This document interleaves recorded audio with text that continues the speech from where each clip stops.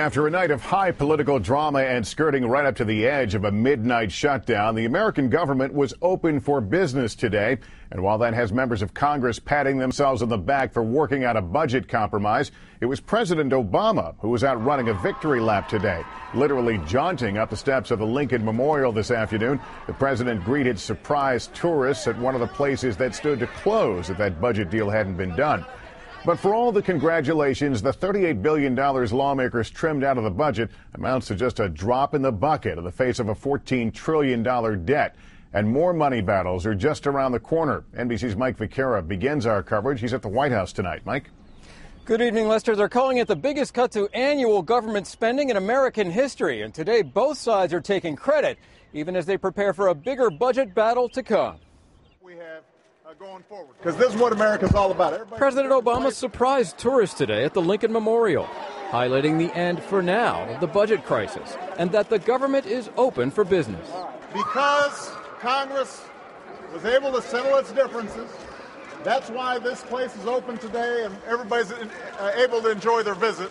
And that's the kind of future cooperation I hope we have going forward. The agreement was reached just 90 minutes before the government would have partially shut down.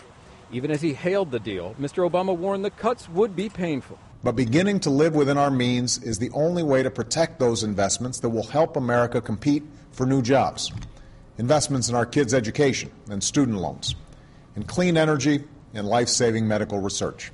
It was a dizzying day of trading offers and racing the clock. This has been a lot of discussion and a long fight.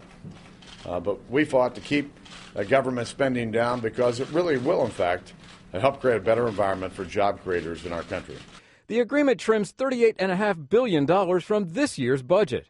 That's $5.5 billion higher than the president wanted early in the week.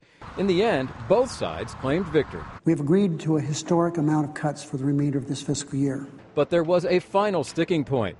Republican demands to cut federal funding for family planning clinics, including Planned Parenthood, which, among its medical services, performs some abortions with non-taxpayer funds. In the end, Democrats won out and the measure was dropped. But the budget battles may have just gotten started. All told, the new agreement cuts just $1 in 100 of federal spending. And next week, House Republicans will vote on a much bigger, even more controversial plan to slash the national debt, beginning with next year's budget. If we stay on the current path, we are heading toward a debt-fueled economic crisis, meaning massive tax increases, sudden cuts to vital programs, runaway inflation, or all three.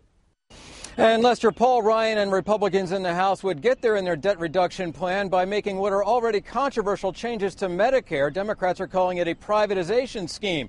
But one thing everyone can agree on, unless fundamental changes are made to those entitlement programs, Medicare and Medicaid, debt reduction will not happen. Lester? All right, Mike, thanks.